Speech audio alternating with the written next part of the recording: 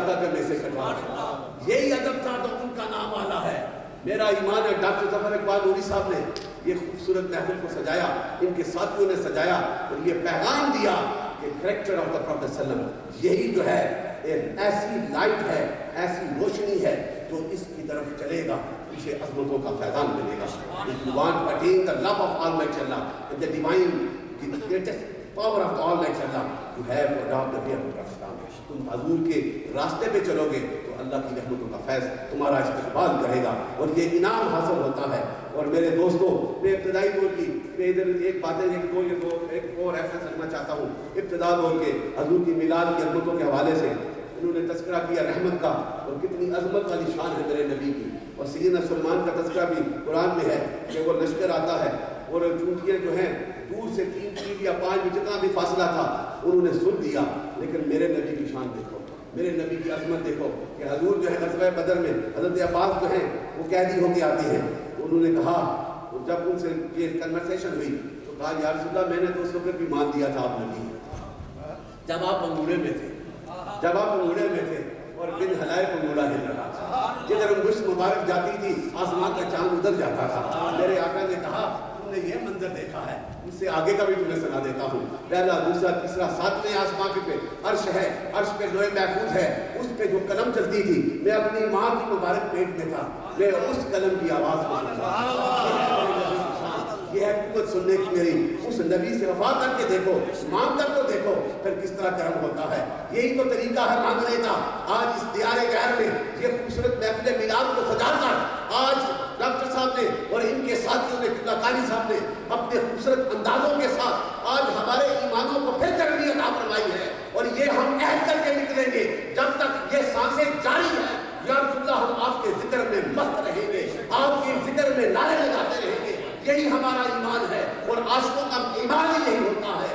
آج برے صغیر پاک و ہند میں یہ یا رسول اللہ کے جو نعرے لگتے ہیں یہ بھی کرم ہے، یہ بھی کرم ہے۔ تو فکری صوفی کا جسے میں سلام پیش کرتا ہوں، حضرت مجد الافسانی کو سلام پیش کرتا ہوں، انہوں نے آج ہمارے سینوں میں یہ ولولے پیدا کر دیے ہیں۔ یہ آتے رہیں گے، ان کے سروں کی فصلیں کٹ جائیں گی۔ خدا کی قسم میرے نبی کے عشق کا خیر ہمیشہ جاری رہے گا۔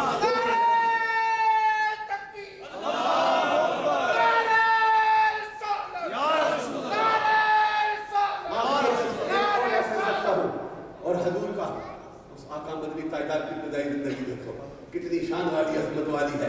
اور آپ کے جب آپ کچھ عرصہ پہلے نہیں آئی، پھر 2.5 سال یا 2 سال جو ہے وقفہ پڑ گیا، آپ بے چین تھے، ایک بار چادر اوڑھ کے بیٹھے ہوئے تھے۔ رب نے اس ادا کو پسند کر کے، اس چادر کا تذکرہ کر کے میرے نبی کو کہا اٹھ جا، اب پھر پیغام دے۔ اور پھر میرے نبی نے سب سے پہلے مکہ کے روسات جو ہیں قریشی، ہاشمی اور جتنے بھی بڑے بڑے قبائل، اراؤنڈ 45 بڑے بڑے روسات جو ہیں، بڑے لیڈرز جنہیں سردار کہتے ہیں، انہیں اپنے گھر بلایا۔ حضرت ابو طالب کے گھر بلایا گیا اور کہا حضرت علی کو کھانے کا انتظام کرو۔ اب کریکٹر دیکھو اور شان دیکھو، اتھارٹی آف دا اسلام۔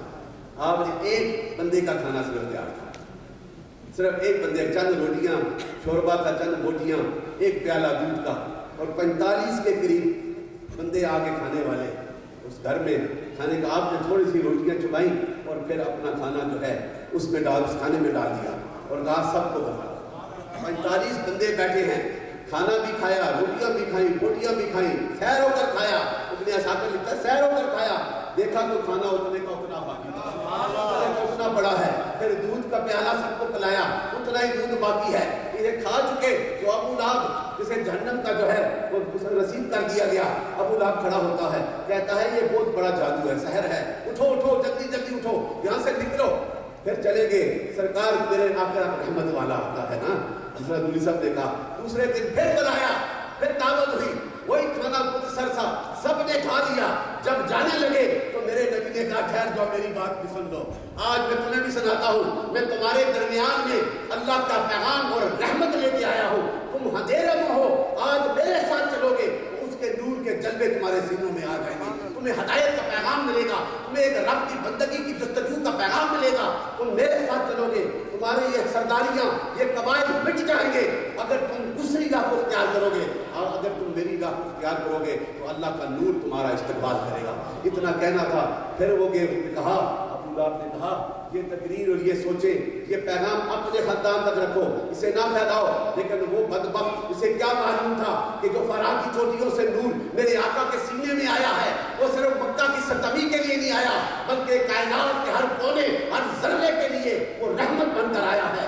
आज वो तो मिट गए, मेरे नबी का पैगाम आज हर एक के सीनों में आबाद हो गया है।